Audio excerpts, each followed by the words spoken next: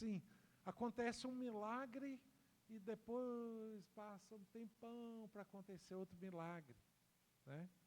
E Deus, Ele não quer que a gente viva só momentos pontuais de milagres. Ele quer que nós tenhamos uma vida de milagres. E aí, para você viver uma vida de milagres, eu quero deixar aqui hoje para você 3 princípios para você viver uma vida de milagres. Primeiro princípio, eu quero, coloca aqui por favor, na revista atualizada, Josué 3:5. Josué 3:5. Disse Josué ao povo: santificai-vos, porque amanhã o Senhor fará maravilha no meio de vós. Meu irmão, olha que coisa tremenda. Deus queria fazer maravilhas no meio daquele povo. Antes dele fazer a maravilha, qual que foi a orientação de Josué para o povo? Santificai-vos. Meu irmão, quando você pensa em santificação, a primeira coisa que você precisa entender é que santificar é você se separar para Deus. Você precisa entender isso. Deus quer que você viva uma vida separada para Ele. Não apenas um momento, mas uma vida. Não se contamine. O que é você viver separado para Deus? É você entender o que agrada a Deus, é você entender como Deus quer que você viva e você decidir viver daquela forma. Meu irmão, é fácil você viver separado para Deus? Sim ou não? É. Você acha que não? Sim ou não? Nossa, vocês ficaram em dúvida, hein? Presta bem atenção, vou fazer uma pergunta para você. Você acha difícil andar? Sim ou não? Não. Mas algum dia andar foi difícil para você? Hã? Sim ou não? Sim. Quando você começou a aprender a andar, andar era um grande desafio para você. Aí você caiu? Sim. Você caiu. Não foi uma vez, várias, né? Mas isso foi quando? Quando você estava aprendendo a andar. E aí pensa bem uma coisa, né? Quando você estava aprendendo a andar, você dava aqueles passos inseguros, com medo.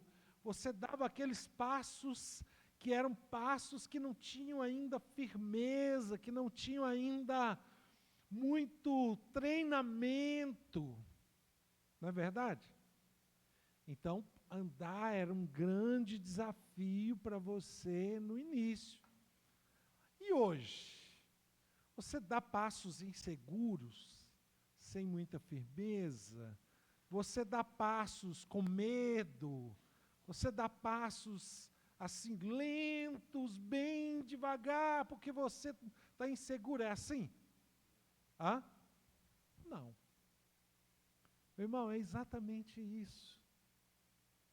Você viver uma vida separada para Deus, no início é um grande desafio. Por quê? Porque você está treinando a sua vida. Você está sendo treinado pelo Espírito Santo, treinado no raciocínio, treinado nas práticas, treinado no falar, treinado, né? Eu lembro quando eu me converti, logo nos primeiros momentos da minha conversão, eu era uma pessoa, antes da minha conversão, eu era uma pessoa que falava muito palavrão. Muito. E muita besteira, não era só palavrão. Você não consegue imaginar isso, consegue?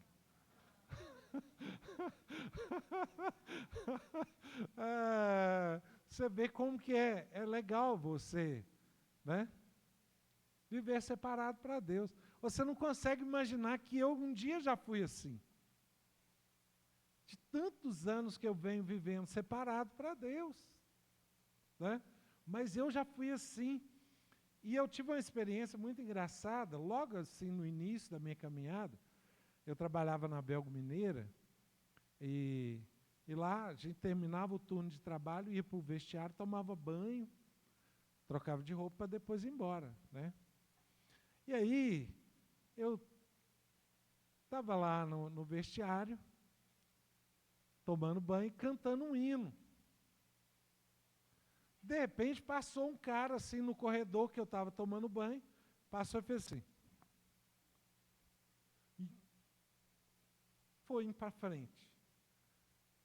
Mas aí ele não resistiu, ele voltou de novo, fez assim, e foi para lá. Eu falei assim, esse cara está me olhando tomar banho.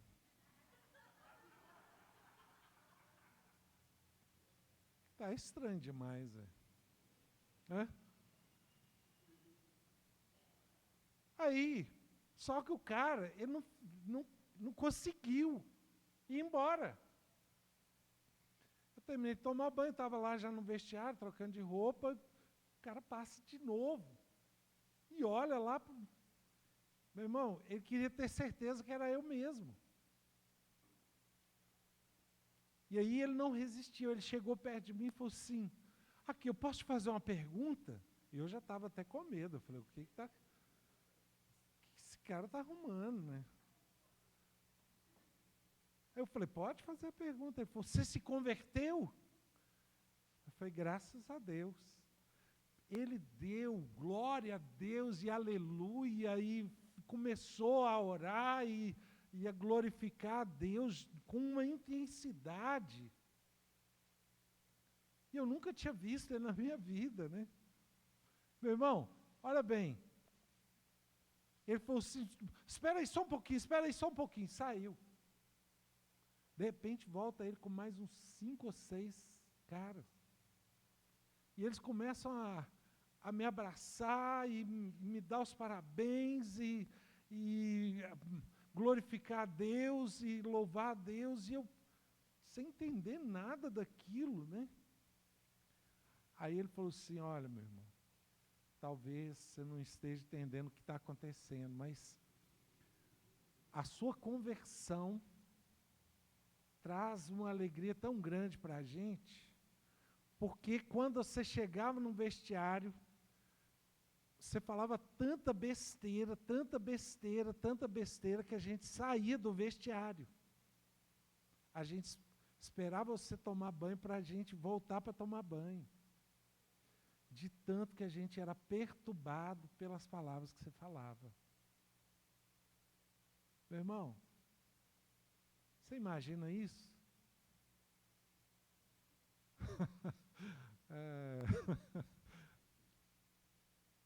Era o que eu vivia, né?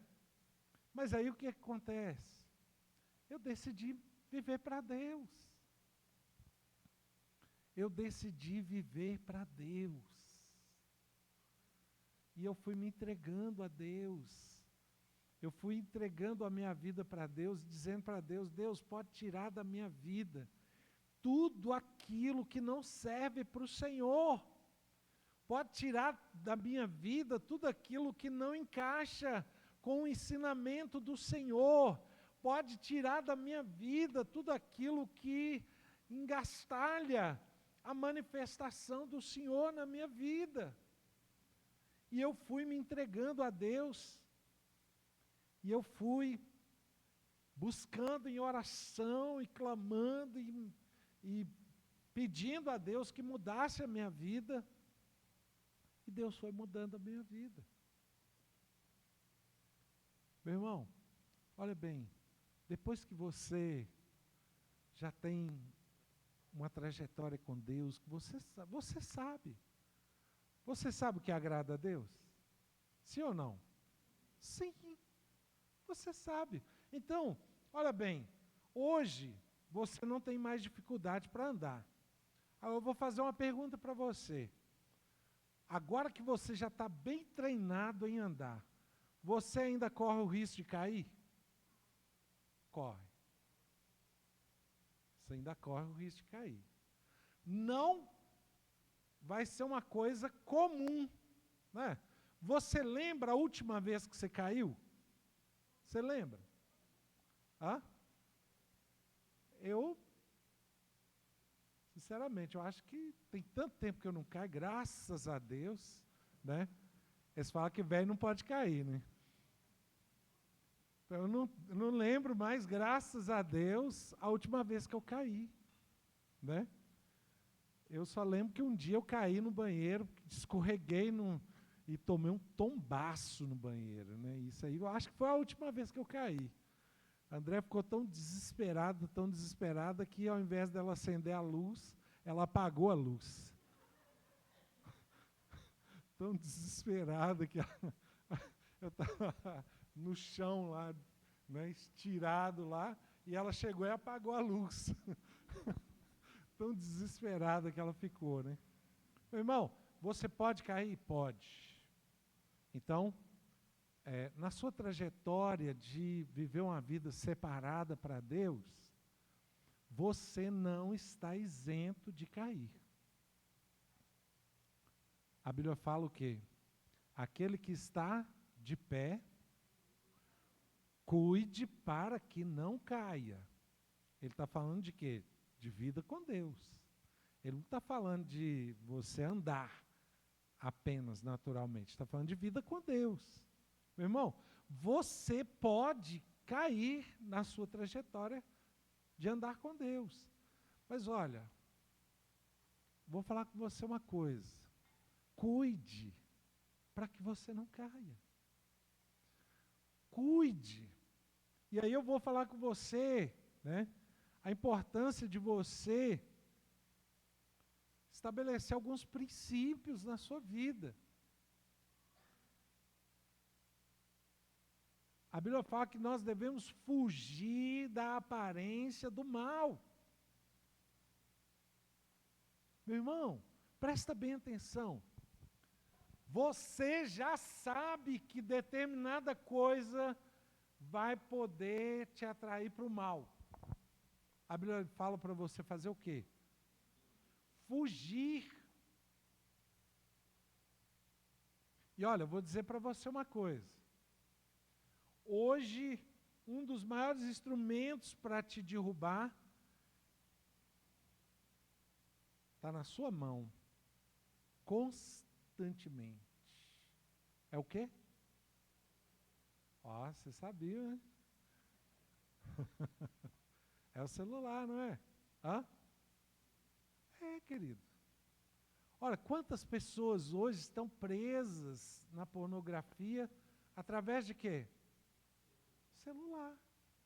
Quantas pessoas hoje estão entrando em caminhos de adultério através de quê? Celular. Quantas pessoas hoje estão vivenciando distrações terríveis para a vida espiritual através de quê? Celular. Aí você fala assim, bom, então eu não posso ter celular? Eu pergunto para você, você não pode ter celular? Hã? Você não pode ter celular? Meu irmão, depende. Se você acha que o celular realmente está sendo uma ferramenta da qual você não tem domínio, você está sendo, né? Você está caindo nas armadilhas de Satanás, você está sendo, né, enganado e está indo por caminhos errados. Sinceramente, avalie se você está podendo ter celular. não é? Por quê? Às vezes, você está precisando voltar um tempo para aquele celularzinho, como é que chama aquele? Nokia, né? É, para você ter acesso só à ligação. Se alguém quiser falar com você, vai conseguir falar com você na ligação. Porque se o celular está sendo uma ferramenta de destruição na sua vida, volta para o Nokia, meu irmão. Volta lá só para ter aquele celularzinho, né? Meu pai tem um, por sinal, né? Só atende, né? Ou liga. Não tem acesso à internet, tem nada, é só, né? Mas, sinceramente, tem hora que vai valer a pena para você. Vai te livrar de situações que estão destruindo a sua caminhada. Aí, de repente, você fala assim, eu não sei por quê que Deus não me faz prosperar, eu não sei por quê que as coisas não avançam na minha vida. Meu irmão, santificai-vos. Santificai-vos. E aí, olha bem, olha o que a Bíblia diz sobre o pecado. Isaías 59, 2. Olha o que a Bíblia diz sobre o pecado.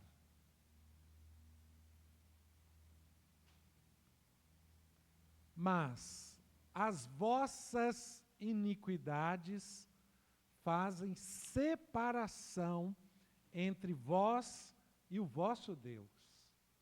E os vossos pecados encobrem o seu rosto de vós, para que não vos ouça. Meu irmão, eu já vi muita gente falar assim, olha, parece que eu estou orando e a oração está batendo no teto e voltando. Alguém já ouviu alguém falar isso? Levanta a mão, você que já ouviu alguém falar isso. Não é uma situação incomum. O que faz a oração não chegar a Deus? Pecado. A iniquidade faz separação entre nós e Deus, e o pecado encobre o seu rosto de nós, para que Ele não nos ouça.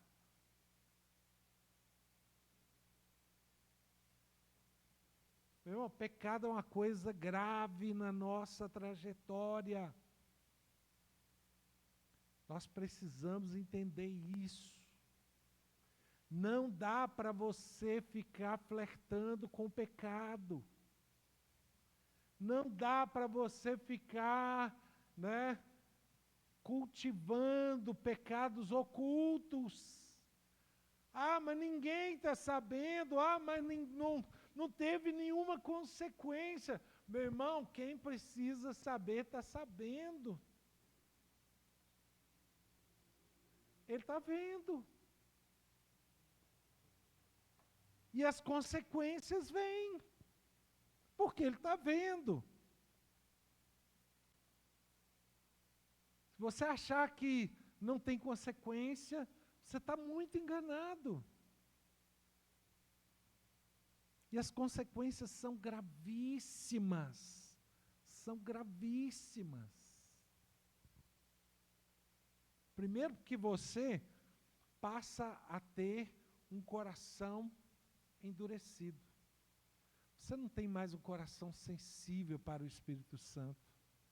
Então ele não pode te conduzir. Por quê? Porque você está no pecado. O pecado faz com que você seja insensível ao Espírito. Ele quer te conduzir, mas você não tem sensibilidade para ouvir a voz dele, porque você está no pecado. E aí, a sua ruína já está totalmente estabelecida, porque se o Espírito não te guiar, você perdeu o principal da vida. Se o Espírito não te guiar, você perdeu o maior trunfo de vitória que você poderia ter, que é o Espírito te conduzir. Se você permanecer no pecado, você está na rota da destruição. Meu irmão, olha bem, ainda que você não tenha experimentado uma consequência grave e imediata, porque muita gente está pensando assim, como eu não tive nenhuma consequência imediata, então, está normal, porque eu não tive nenhuma consequência imediata. Mas olha, vou dizer para você uma coisa. Me lembrei de um texto aqui de Romanos. Romanos capítulo 2.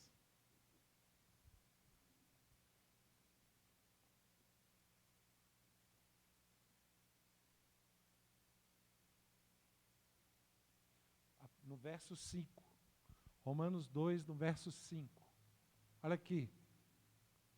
Mas segundo a tua dureza e coração impenitente, acumulas contra ti mesmo ira para o dia da ira e da revelação do justo juiz de Deus. Para aí, olha aqui. Ele está falando sobre uma consequência que não é imediata. Ela está sendo o quê?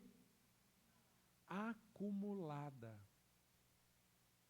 Olha bem, ele diz: acumulas contra ti mesmo ira para o dia da ira e da revelação do justo juiz de Deus. Continua.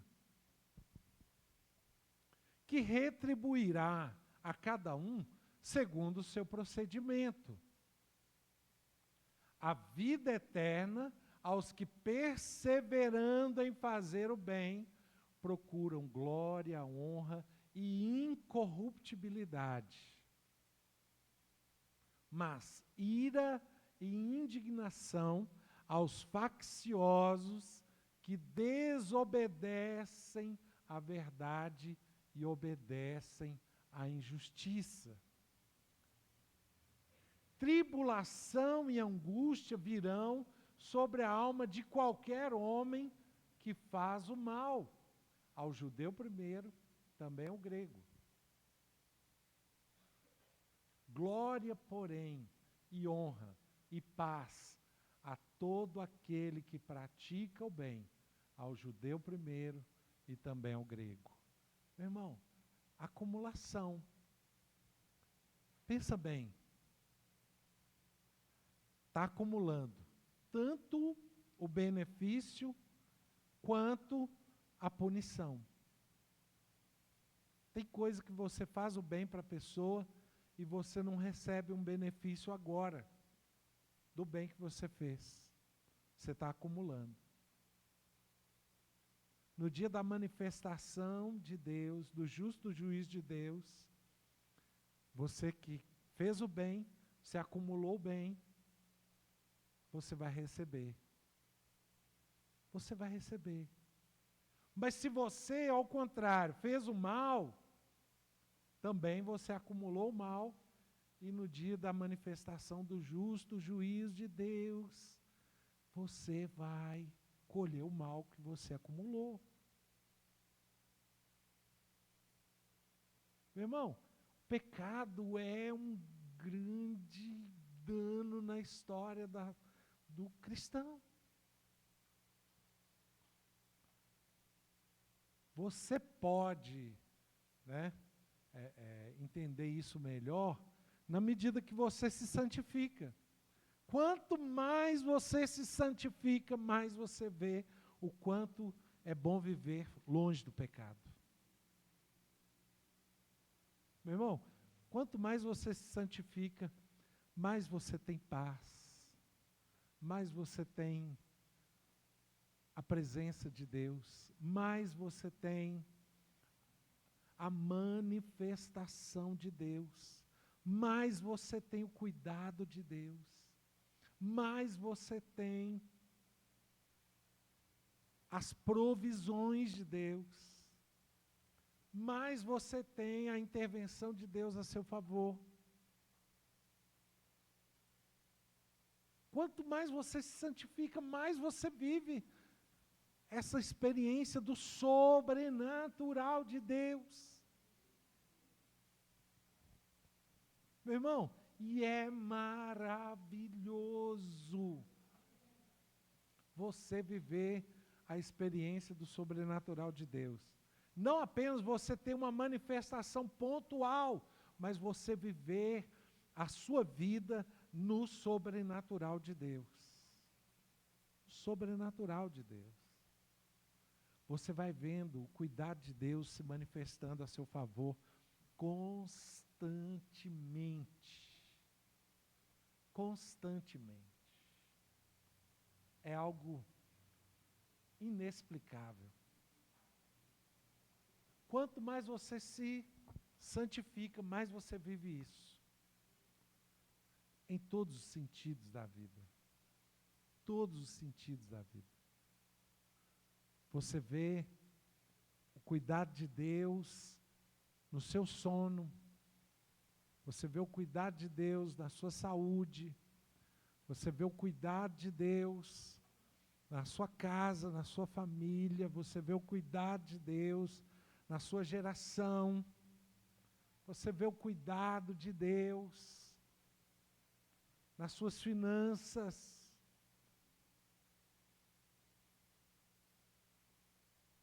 Você vive o sobrenatural. Quanto mais você se santifica, quanto mais você abre mão do pecado. Meu irmão, e olha, o pecado é tudo aquilo que não é aprovado por Deus, né? Tudo aquilo que não é agradável a Deus.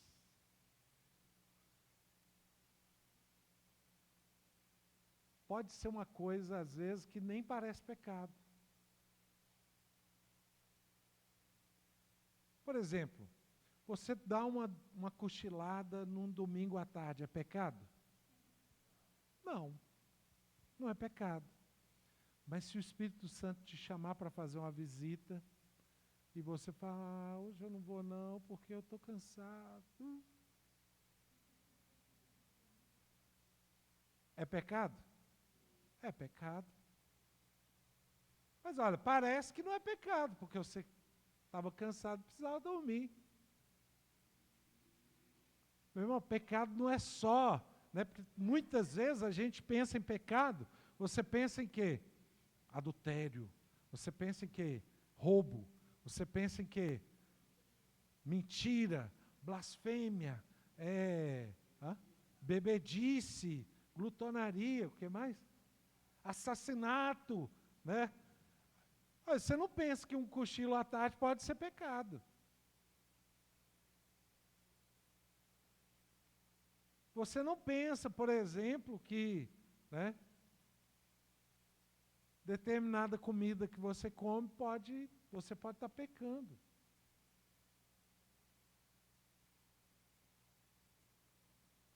Mas, meu irmão, se a comida que você está comendo está te envenenando, se ela está te causando dano, ela está causando mal ao seu corpo, e você sabe que essa comida está fazendo mal ao seu corpo, e você continua comendo, você está pecando ou não? Tá. Tá. Ah, mas eu gosto tanto daquela comida.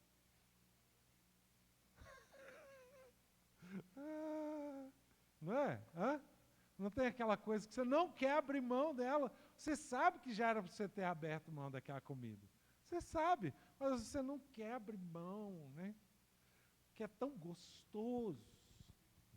Não tem pessoa, por exemplo, que é encantado com biscoito recheado? Não tem? Não é aquela pessoa assim que quando vê um biscoito recheado até... que delícia! Não é? E o que é um biscoito recheado? Veneno. É por veneno. Você está se envenenando, meu irmão. Olha, se você está se envenenando, você está pecando.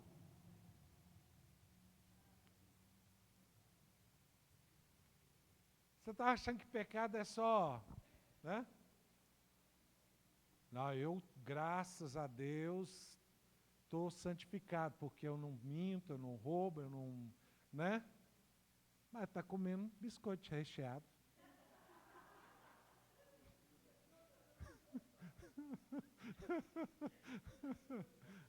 Refrigerante nem se fala.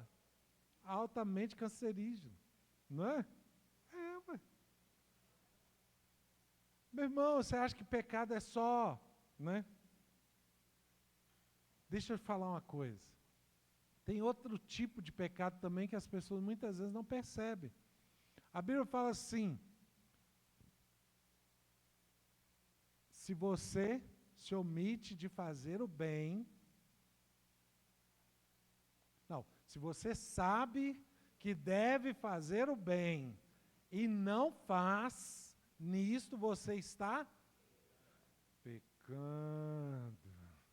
Vocês falaram pecando assim, meio... Eu vou jogar uma pedra nesse pregador. Meu irmão. Ué. Sabe o que acontece? Quantas vezes que você sabe que você precisa ajudar seu irmão? E às vezes o irmão é um parente próximo, né? É o pai, é a mãe, às vezes é o filho, às vezes é, né, a esposa. Está precisando da sua ajuda. E você sabe que pode ajudar e não ajuda.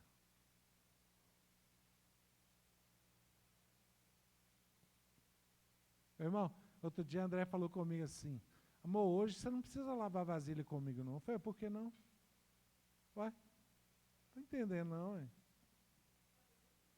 Vou te liberar, não. Vai não.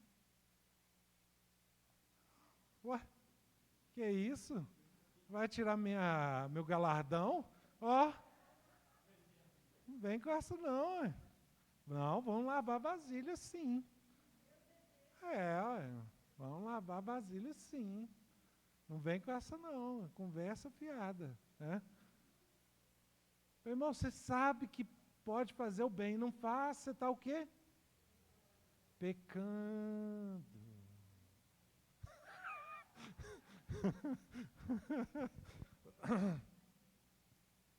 Nós estamos falando de santificação, meu irmão. Olha, quantas vezes que eu virei para André e falei com ela assim, amor, sabe o que você está precisando? Você está precisando dormir. Vão lá que eu vou pôr você para dormir. Chegava lá no quarto, fechava a cortina, colocava o travesseiro na cama lá, tirava o forro, colocava uma cobertinha, que ela gosta de dormir com cobertinha. O sol pode estar rachando. Ela gosta da cobertinha, punha a cobertinha lá, Paca dorme. Ah, mas eu preciso fazer não sei o que, pode deixar, eu vou fazer. Fica tranquilo, vai dormir. E ela dormia. Meu irmão, olha, 1 hora e meia, dormia. Quando ela levantava, parecia que tinha tomado Rivotril. Extremamente tranquila. Extremamente tranquila. Sabe aquele negócio que a pessoa está zen?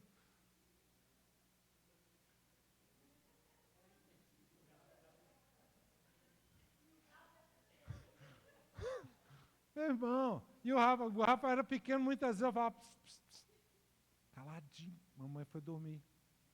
Não era, Rafa? Ué. Meu irmão, você sabe, às vezes você vê a sua esposa,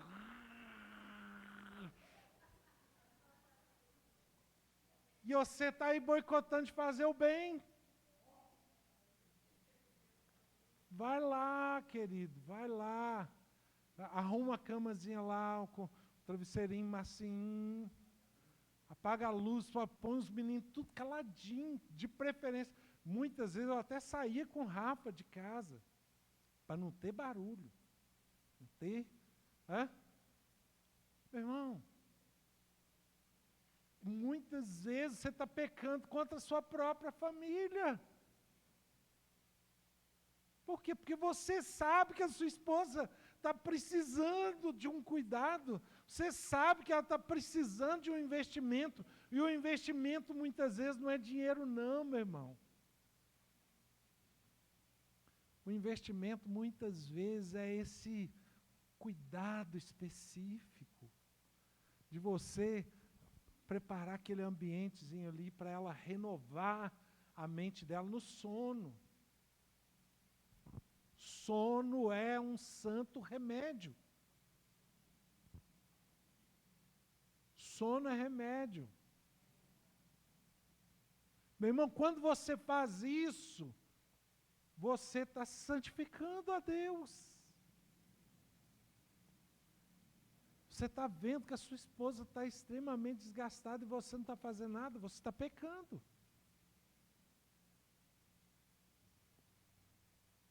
E você precisa se santificar. Tirar da sua rota o pecado. Meu irmão, olha bem, a Bíblia diz em Romanos 6, 22, 23. Coloca aí, por favor. Romanos 6. Depois, se você puder ler o texto de Romanos 6 todo, é maravilhoso. Fala muito sobre o pecado. Aqui ele fala assim, ó, agora, porém, libertados do pecado, transformados em servos de Deus, tende o vosso fruto para a santificação e, por fim, a vida eterna. Para aí, por favor. Olha aqui. Nós já fomos libertados. Espiritualmente, nós já fomos libertados do cativeiro do pecado. Então agora o nosso fruto precisa ser gerado para santificação. Meu irmão, não fique dividido. Tem muito crente dividido. Uma hora ele dá uma escorregada no pecado, outra hora ele quer o caminho da santificação, uma hora ele olha com interesse no pecado, outra hora ele se separa para Deus. Não fique dividido.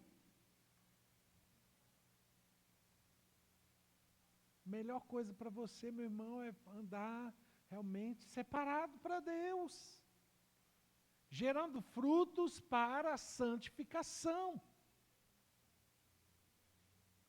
O seu fruto, você agora é filho de Deus. O seu fruto precisa ser o fruto da santificação. Não pode ser mais o fruto do pecado. Então, vigia. Vigia o quê? Vigia seus pensamentos. Vigia seus sentimentos. Vigia seus olhos. A Bíblia define o mundo em 3 coisas. A concupiscência dos olhos, a concupiscência da carne e a soberba da vida. São 3 coisas. Quantas pessoas estão na igreja, mas não se livraram da concupiscência dos olhos? Onde você está pondo seus olhos? O que você anda vendo? O que você anda cobiçando? O que você anda desejando através dos seus olhos? Às vezes você nem falou. Às vezes você está aí só com os seus olhos, cobiçando, desejando o mal através dos seus olhos. O nosso fruto tem que ser para santificação. Meu irmão, sabe quem mais vai ganhar com a sua santificação? Você. É você que vai viver uma vida plena, feliz, realizada, uma vida alegre. É você que vai receber a aprovação de Deus. É você que vai estar desenvolvendo uma história bem-sucedida. É você que lá na frente não vai se arrepender das decisões erradas que você tomou. É você que vai ter um caminho firme e constante diante de Deus. É tão bom quando eu digo para as pessoas assim, olha, eu me converti em 1990. Nunca retrocedi na minha trajetória. Já penso coisa maravilhosa você poder falar isso? Hã? Tem 35 anos que eu ando com Deus, nunca retrocedi. Sempre um andar firme e constante com Deus. Coisa maravilhosa, querido. Quem mais ganhou com o meu posicionamento? Eu experimentei sempre o cuidado de Deus comigo, a provisão de Deus para mim. Eu experimentei milagres de Deus na minha história, experimentei vitórias tremendas na minha trajetória. 23. Vamos lá? 6:23. Porque o salário do pecado é a morte, mas o dom gratuito de Deus é a vida eterna em Cristo Jesus, nosso Senhor. Meu irmão, quando você peca, o pecado te paga. Ele não deixa você sem receber. Só que o salário do pecado é o quê? A morte. Ele te paga te matando. Ele te paga te matando espiritualmente, ele te paga te matando em não conseguir realizar seus projetos, ele te paga te impedindo de você ser uma pessoa plena, uma pessoa feliz, uma pessoa completa. O salário do pecado é a morte.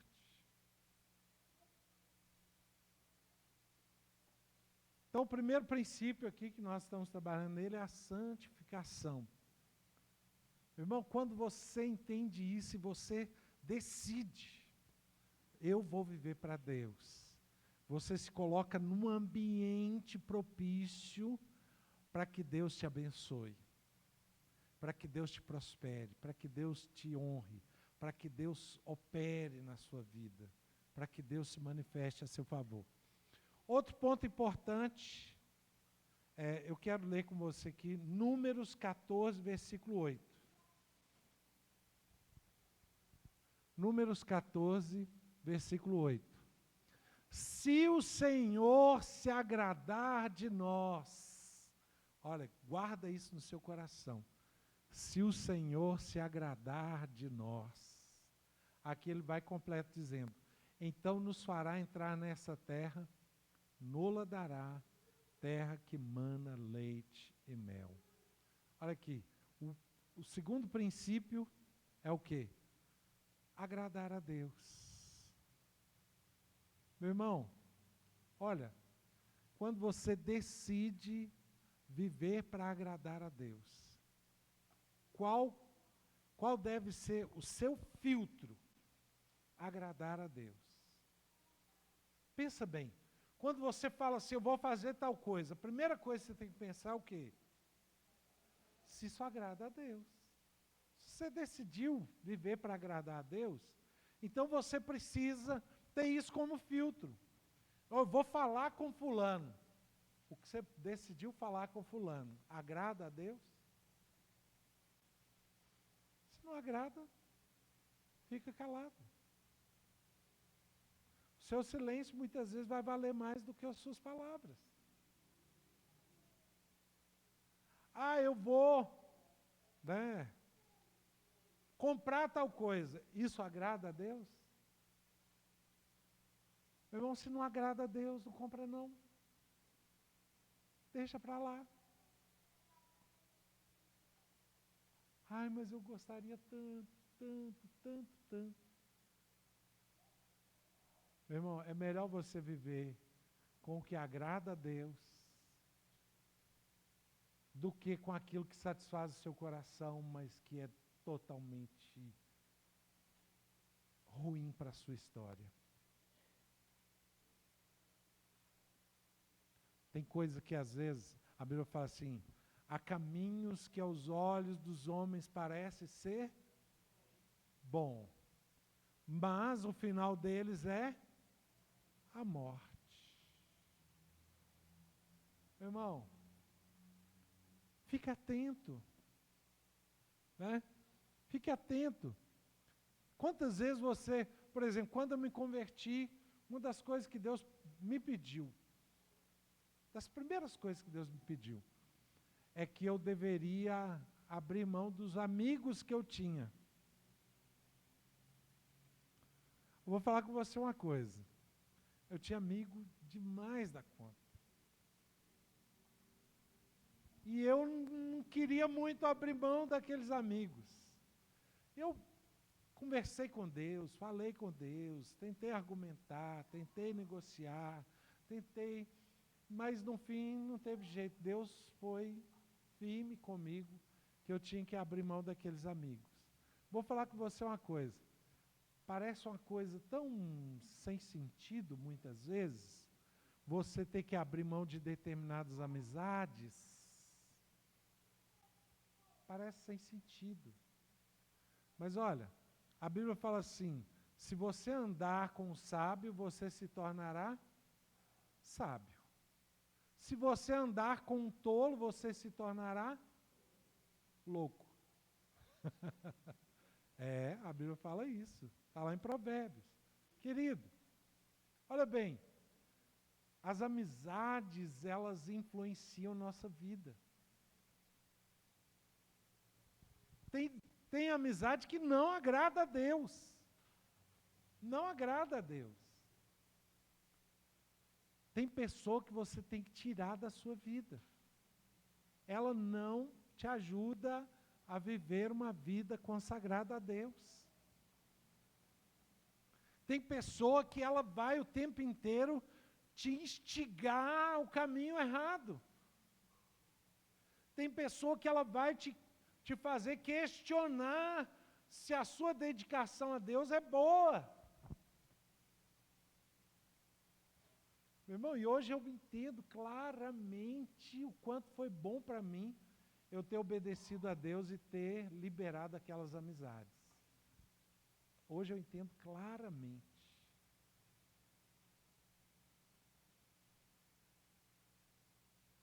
Então você precisa avaliar. Tem um ditado popular que diz assim: diga-me com quem tu andas e eu te direi quem tu és. Não é só um contexto popular esse ditado, não, tem sentido bíblico nele, né? É um ditado popular, mas tem um texto bíblico que fala isso. Nós citamos ele aqui agora, né? Se você andar com sábio, você é sábio. As más companhias corrompem os bons costumes. É um versículo bíblico. Meu irmão, vigia. Analisa a mente. Quais pessoas estão na sua vida? Quais pessoas estão na sua história? O que essas pessoas trazem para a sua vida, para a sua história? Tem pessoa que o tempo inteiro ela vem trazendo sempre aquele pensamento de destruição para a sua vida. São pessoas que semeiam o mal.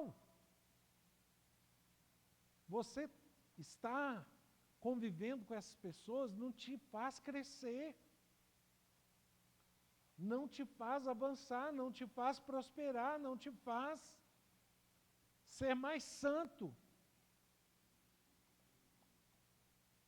Olha bem, eu quero ler com você um texto, está lá em Eclesiastes, Eclesiastes capítulo 2, versículo 26.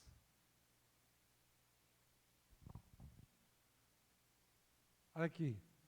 Porque Deus dá sabedoria, conhecimento e prazer ao homem que lhe agrada. Vamos ler de novo, né? Porque Deus dá sabedoria, conhecimento e prazer ao homem que lhe agrada. Mas ao pecador dá trabalho para que ele ajunte e amontoe, a fim de dar àquele que agrada a Deus. Também isso é vaidade, correr atrás do vento. Olha que coisa tremenda. Deus dá sabedoria, conhecimento e prazer ao homem que agrada a Ele. Mas ao pecador não. Ele dá o quê? Trabalho. Pergunta para o irmão que está do seu lado assim, você quer trabalho ou prazer?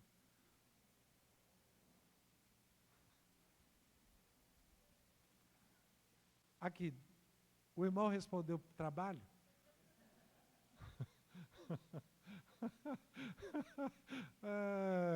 Não, né? Querido, é um princípio importante para a vida. Quando você decide agradar a Deus, você se coloca na mira de Deus. Olha bem, Deus, Ele dá. Deus dá sabedoria, conhecimento e prazer ao homem que agrada a Ele. Olha que coisa maravilhosa. Quando você decide agradar a Deus, você se coloca num lugar de ser abençoado por Deus. Você se coloca num lugar de ser cuidado por Deus. Você se coloca num lugar de Deus te prosperar. Olha aqui fala que o pecador vai trabalhar para dar aquilo que ele conseguiu conquistar para aquele que agrada a Deus. Você imaginou isso? A pessoa está ali trabalhando. De repente, ela perde aquilo que é o fruto do trabalho dela e alguém que agrada a Deus recebe aquilo.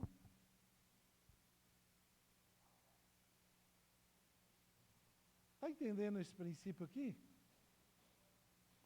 Está entendendo a importância que é você decidir agradar a Deus? Você decidir que você vai viver para agradar a Deus.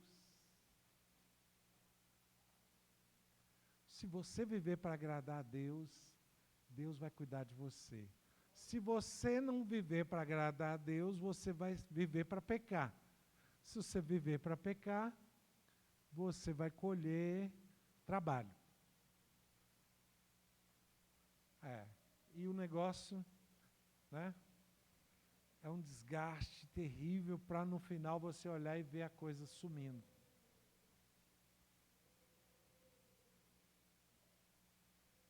Meu irmão, olha bem. Agora vem o terceiro ponto. Terceiro ponto é viver uma vida de fé. Viver uma vida de fé. A Bíblia diz que sem fé é impossível agradar a Deus. Olha como que as coisas vão se encaixando, percebe? Agora eu queria falar uma coisa importante sobre a fé. Eu sei que o horário aqui está bem corrido, né? esse relógio de 3 pilhas. Mas eu queria falar uma coisa importante sobre a fé. Porque muitas vezes a gente pensa em fé, e a gente pensa em fé como algo meio que... como que eu vou dizer? Como se não fosse algo exercitável.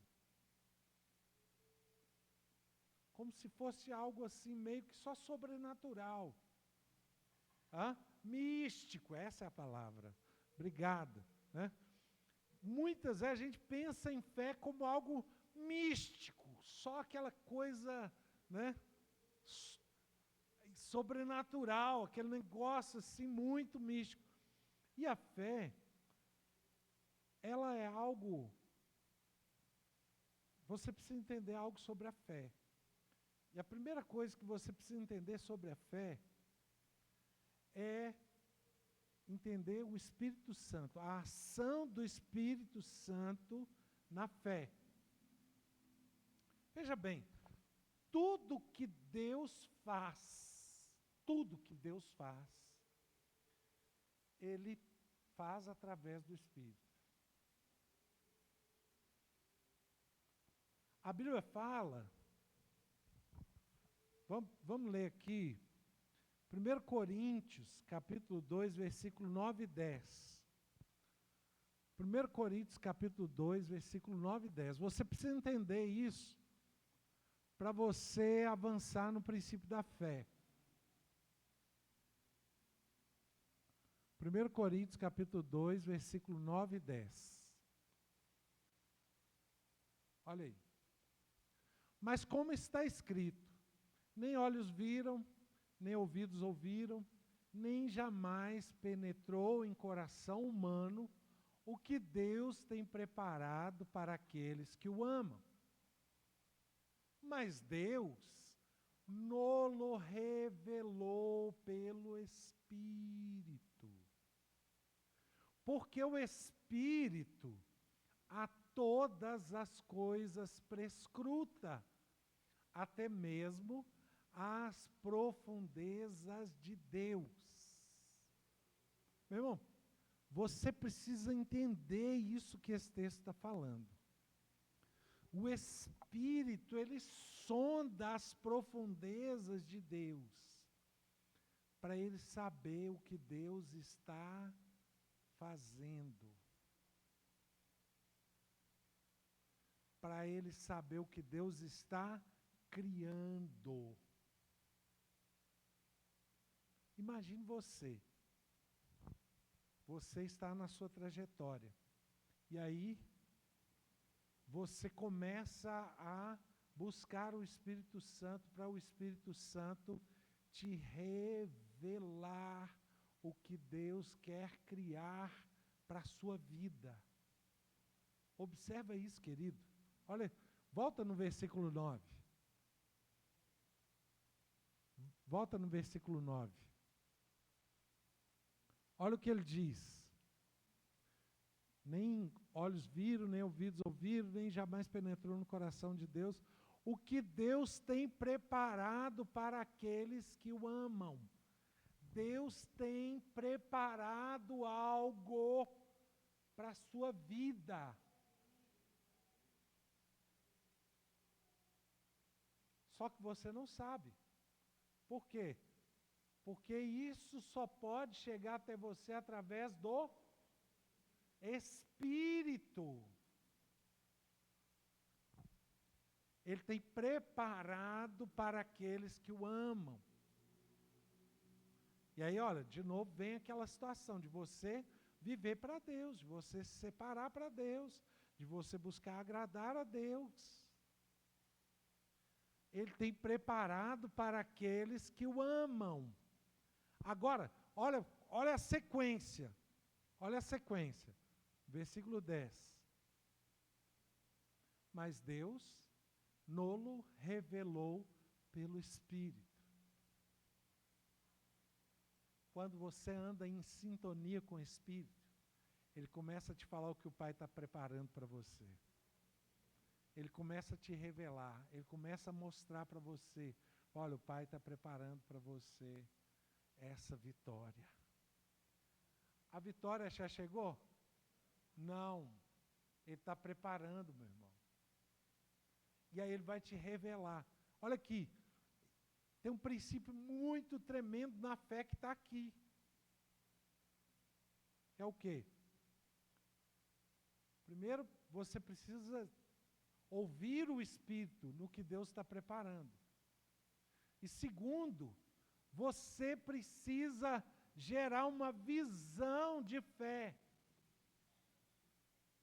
E olha, Deus fala com você, olha, eu estou preparando algo para a sua vida. Aí você já começa a visualizar pelo Espírito aquilo que Deus está preparando para você. Eu lembro de uma experiência de um livro que eu li há muitos anos atrás, que é Oração, a Chave do Avivamento. O autor, ele conta a experiência dele de adquirir a bicicleta. Né? Olha bem, ele um dia chegou na igreja e falou, irmãos, Deus me deu a bicicleta. Para eles lá, a bicicleta na época tinha um valor muito alto. Hoje não é, para a gente aqui não é o contexto, mas para eles tinha um valor muito alto. E ele falou, irmãos, Deus me deu a minha bicicleta.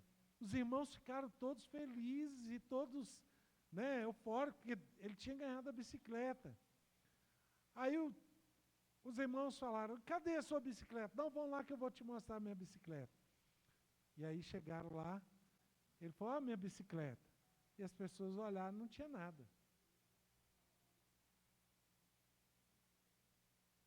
O que ele vivenciou? Ele estava ali vivenciando a experiência de visualizar pela fé a bicicleta. Gerando a bicicleta pela fé.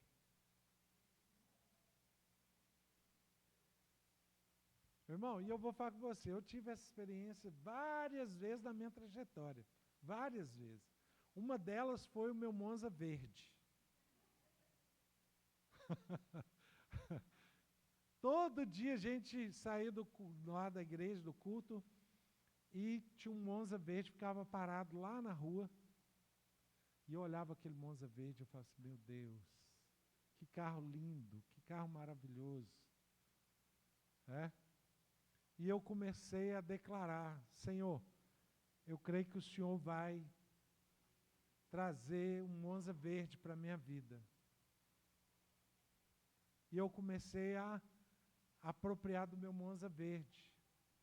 E eu comecei a declarar o meu Monza verde. Eu tinha um Fusca verde. E eu falava para os irmãos, falava assim, olha, vocês estão vendo aqui Fusca verde? Ele vai amadurecer e vai virar um Monza. Ué.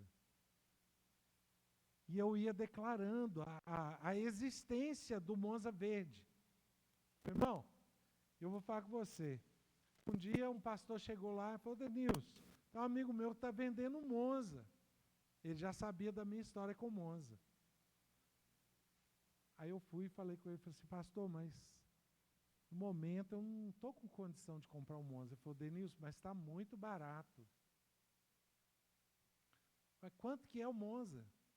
Foi R$3.500, era muito barato. O Monza valia na época, era R$7.000, R$8.000. Eu falei com ele, então vou lá ver o Monza, ver se está no jeito da gente negociar. E fui lá. Era um bairro indo para o Ceasa ali, nem lembro o nome do bairro.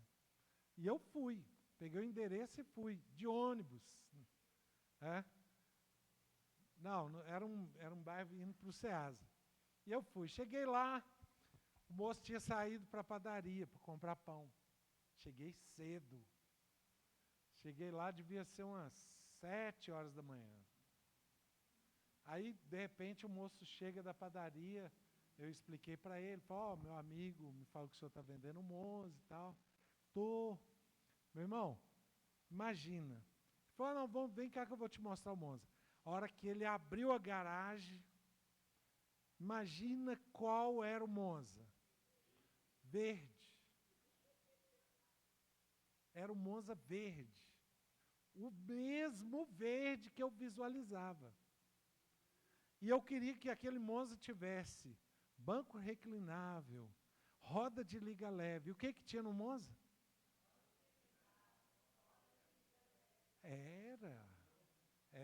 Meu irmão. Aquele Monza foi uma experiência sobrenatural na minha vida. Meu irmão, olha bem, o Espírito prescruta todas as coisas, até mesmo as profundezas de Deus. Olha, Deus tem preparado coisas para realizar na sua vida. E o Espírito, ele vai sondar as profundezas de Deus, para saber o que Deus está preparando para realizar na sua vida. E ele vai trazer essa informação para a sua vida. Ele vai chegar para você, ele fala lá o quê? Mas Deus nolo revelou pelo Espírito. Ele vai chegar em você e falar assim, olha, Deus está querendo fazer tal coisa na sua vida. Aí você vai, meu Pai, que maravilha. E Ele vai te abençoar. Se prepare. Né? Às vezes a pessoa fica tão impactada com aquilo que Deus quer fazer na vida dela, e ela não se prepara. Imagine, Deus quer te dar um emprego de gerente numa multinacional. Aí você, que maravilha, glória a Deus. Né? Para você ser gerente, você precisa de quê? Se preparar, você precisa fazer um curso, você precisa aprender o inglês, você precisa se qualificar. Você acha que você vai se tornar gerente assim, do nada? Ô, Zebedeu, você aí, vem cá, você vai ser gerente agora.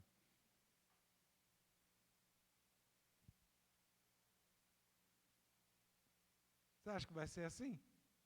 Não, meu irmão. O Espírito vai te falar. E para você ir se capacitando, para você ir se preparando na direção daquilo que Ele quer fazer para a sua vida, daquilo que Ele quer fazer na sua história. E você então vai se colocando numa posição de começar já a visualizar pela fé. Pela fé.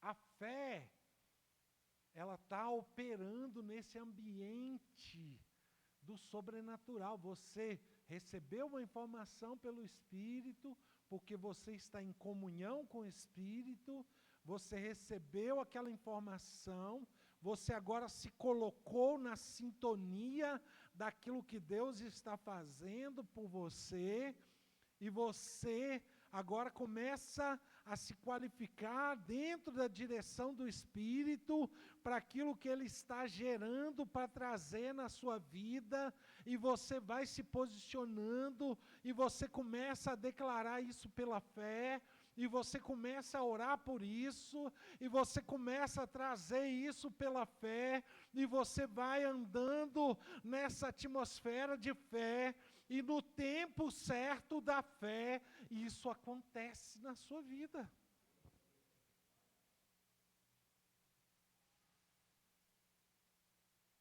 Está entendendo, querido?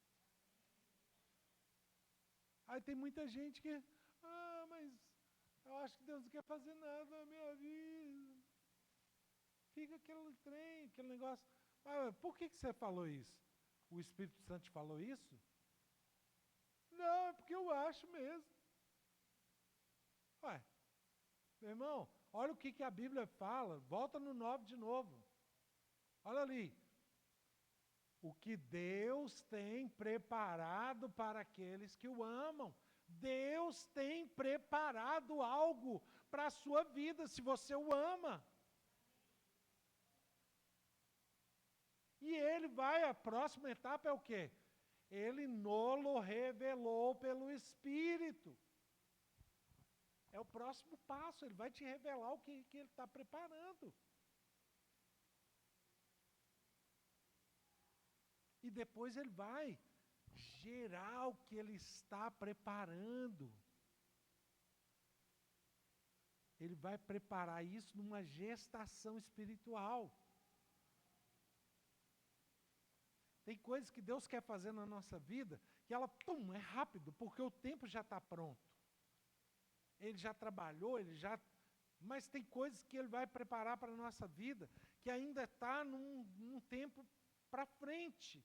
E você precisa entender isso, entender o tempo da realização da fé. Porque tem muita gente que acha que se você crer, automaticamente aquilo vai acontecer. Meu irmão, a Bíblia fala que o pai da fé, quem é o pai da fé?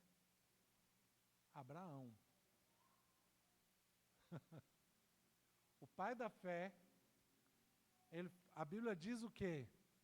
Que ele, esperando contra a esperança, creu. É? Em esperança ele creu.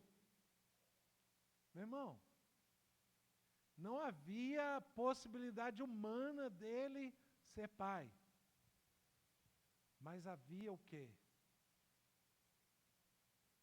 Fé. Ele creu contra a esperança. Ele creu. Ele creu até que chegou o tempo da realização da fé. Foi rápido. Quanto tempo? 25 anos.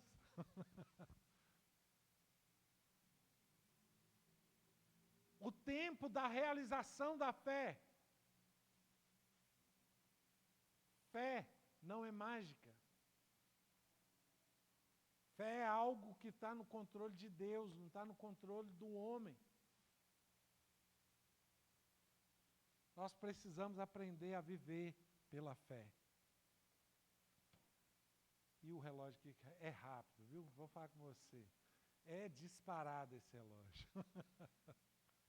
Querido, eu quero que você fique de pé.